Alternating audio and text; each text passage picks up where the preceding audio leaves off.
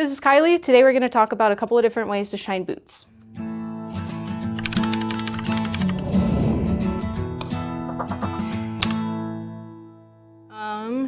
Okay, so as far as equipment goes, there are a couple of different kits you can buy. I bought one from Walmart. It came with a horsehair brush, which horsehair is important because horsehair actually moves the wax around and buffs it. You don't have to buy this. The kits usually, depending on what kind of kit you buy, will come with saddle soap like this. Saddle soap is nice because it is contained like that. It is a little bit more of a lather. You can, if you don't have saddle soap at home, you can use Dawn. If you are a leather aficionado, you might not like some of this advice. The reason I encourage Dawn is because we work in emergency services and sometimes need a really good clean. You don't have to clean before you condition your boots. You should do it every so often. The nice thing about leather CPR is that it does both. This is more encouraged for like my in-between boot polishes or like my cleaning, stuff like that. You throw this on, it kind of gives a really loose little clean, but it also conditions it. As far as your actual agents go, again, you can use the leather CPR just as a conditioner. This is going to be a little more geared towards maybe the structure and wildland firefighters. I like this brand. This is Obanoff's. I've been using this for years. It is a leather preservative. So its job is to waterproof the leather. It does not condition it. If you want to do that, you can do this beforehand and follow up with this. You don't have to use this. It waterproofs it. When I did wildland wildland firefighting, this was my favorite. For my tactical boots, especially if I'm doing like, standbys or something like that, leather CPR works really well in conjunction with a horsehair brush. You can use horsehair brushes to clean as well. Like I said, I do. Just make sure you label them. The wax does build up and can get kind of to be a pain in the butt when you're using a brush multiple times to clean. I also really like these little guys too. This came in that kit. I think from Walmart it was like $6. So as far as the different kinds of boots go, these are my pair of AdTech Wildland boots. They do have some scratches and whatnot. That's going to happen with leather. It's totally fine. The key is just to, if the leather pulls up or starts to tear or anything, that you fix that. These little dings are totally normal. This boot has been cleaned. I used Dawn with this, and then I also use the Obanoff. I'll show you how to apply it here in a second. And this is a boot that hasn't been cleaned. I did put some of it on here so I can show you what it looks like when it buffs. But I'm going to initially show you how to do a leather preservative. As I said before, you can do this. I always encourage doing a conditioner a couple times a year before you do your preservatives. You don't have to do the preservative, but it is nice. This one in particular is really thick. I also like using gloves because I can get into the crevices with these kinds of boots. The important thing to remember is that they are waterproof, and you have to make sure you get the inside of this lining right here. Otherwise, you're only sealing the leather on top and you're not actually getting into where the seam goes. If you are going to use a leather preservative, keep in mind that a lot of them do require multiple days of sitting, and they sometimes require multiple applications. Just depends on how thirsty the boot is. But this one, you can see it leaves this pretty crazy film on it. It's going to dry in a couple of days. So this is going to be what it looks like. That's fine. After the area dries down, like this area has a little bit, you're just going to take your horsehair brush. Kylee brand is a really common one you'll see a lot.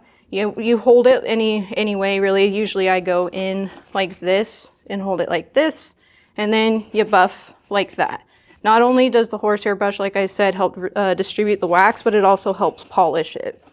This back part of the boot's going to polish a lot better because this is what was in contact with my pants versus this front part, which is what came into contact with everything else. So when you buff it, it gets this little sheen to it like that. That's protecting it. Again, the leather preservative still needs to sit in here for a couple of days. I wait until a couple of days until I buff with this in particular. So that's what that's going to look like. It will get better. Give it some time. After a couple of days, it will look like this. I did buff this again with the horsehair brush.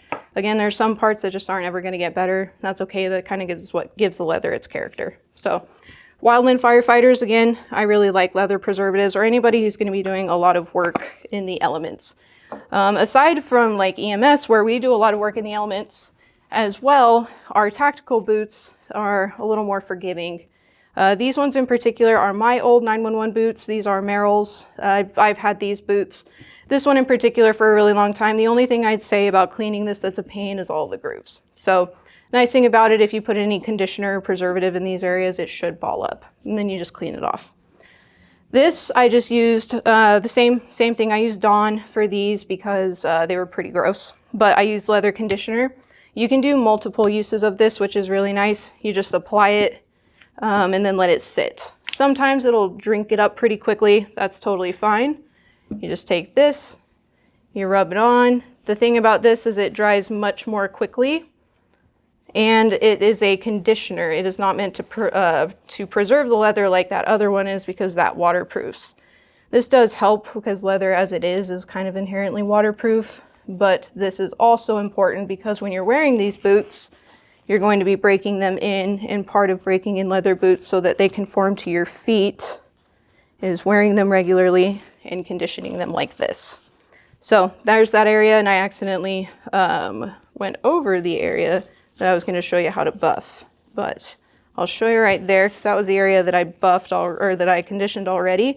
You're just going to buff it like you did the previous time, like that. You can go in multiple directions. I try to, especially because when I am getting into the grooves, if you're really going to polish a boot, you need to make sure you're getting into the grooves. That also protects that break in the leather from breaking further. So again, these also have seen their days, so they're not going to be as pretty, but this gives you an idea of what it looks like between as the conditioner is sitting and then as it buffs. It goes away quite quickly. This is going to absorb here in just a couple of minutes, whereas this takes a couple of days.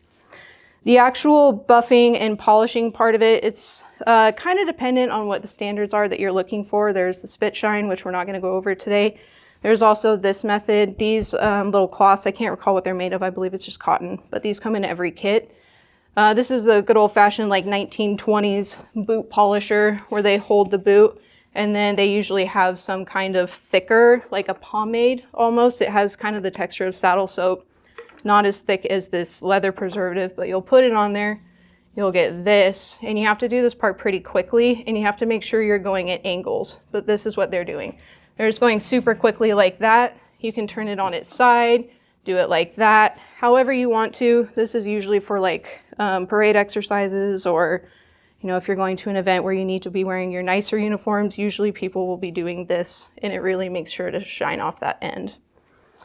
So that is everything as far as basic leather cleaning. If you have other ways that you manage it, that's totally fine. Again, easy things that you can do, just go to Walmart, buy one of these kits. They don't cost that much money, and this process took me probably 10 minutes, 15 minutes for each boot, each pair of boots. So pretty effective. And if you have any tips you want to share, please let me know. I really enjoy leather work, so everybody could always use the help. And that's about it. Thanks for watching.